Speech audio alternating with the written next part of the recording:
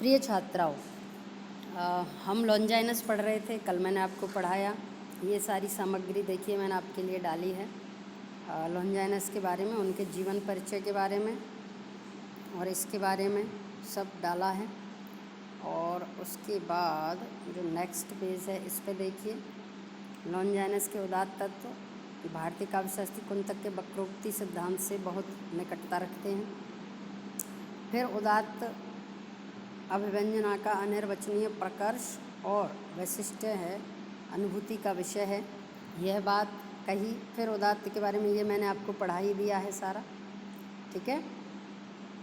अब ये मैंने उदात्त के कल 5 तत्वों को विस्तार से आपको बताया। उदात्त भाव, उदात्त विचार, उत्कृष्ट भाषा, अलंकार, नियोजन, गरिमा में रचना विधान, ये मैंने आपको बताया।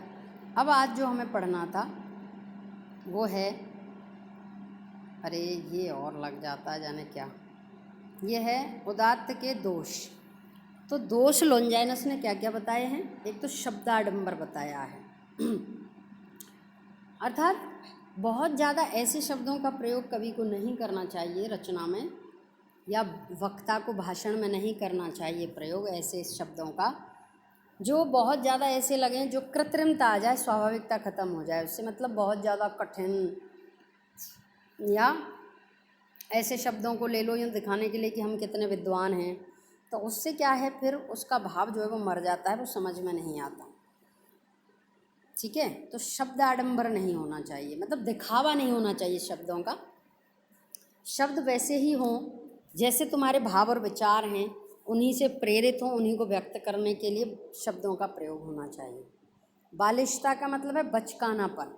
बचकानापन अर्थात भव्यता का विरोधी है ये, कि जो भाषण अच्छा लगता है या काव्य अच्छा लगता है उसमें बालिशता यानी बचकानापन। आप जानते हो ना, जैसे कोई नेता भाषण देते देते आंख मार दे, ठीक है, तो वो एक ऐसी हरकत है जो बहुत गलत मानी जाएगी। या गाली दे दे बीच में, या दूसरे नेता पर छीटाकसी करते समय, मान लो एक पुरुष नेता है और किसी स्त्री के बारे में, जैसे सोनिया गांधी के बारे में कोई गंदा कमेंट दे दें, तो बचकानी हरकत होती है। बचकानी हरकत साहित्य में भी हो सकती है, भाषण में भी हो सकती है, कि कोई ऐसा शब्द आ जाए जिससे कि उसकी जो गरिमा है उसको ठेस पहुँचे, उस सामग्री की गरिमा, ठीक है। शब्दाडंबर, बालिशता, बचकानापन, और है एक है भाव आडंबर। अच्छा, भाव का भी आडंबर नहीं करना चाहिए आपको, नौटंकी नहीं करनी चाहिए, दिखावा नहीं करना चाहिए, और आपके जो है भाव ऐसे हों जैसा आप महसूस करते हों वैसे ही आपके भाव हों, वही चीज़ वहाँ तक जानी चाहिए, ठीक है।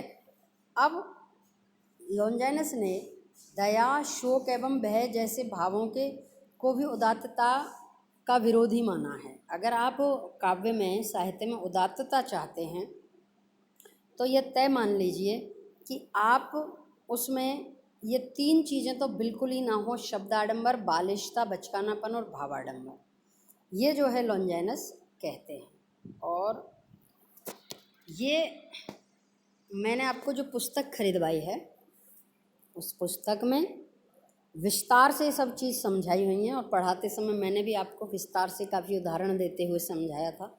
ये एक छोटा वीडियो मैंने बनाया है आज के लिए, क्योंकि आज आप सिर्फ 2 ही बच्चे थे कक्षा में, तो फिर सबका नुकसान हो जाता, सब इसे पढ़ पाएंगे, देख पाएंगे। तो जो कुछ हम अच्छा करना चाहते हैं, श्रेष्ठ करना चाहते हैं, उस श्रेष्ठ को कौन सी ऐसी चीज़ें जो नुकसान पहुंचा सकती हैं, ये इस लॉन्जाइनस ने यह भी बात बताई थी अपने उस मित्र को जो पत्र लिखे थे उनमें, और फिर वो पुस्तक रूप में हमारे सामने आते हैं, ठीक है।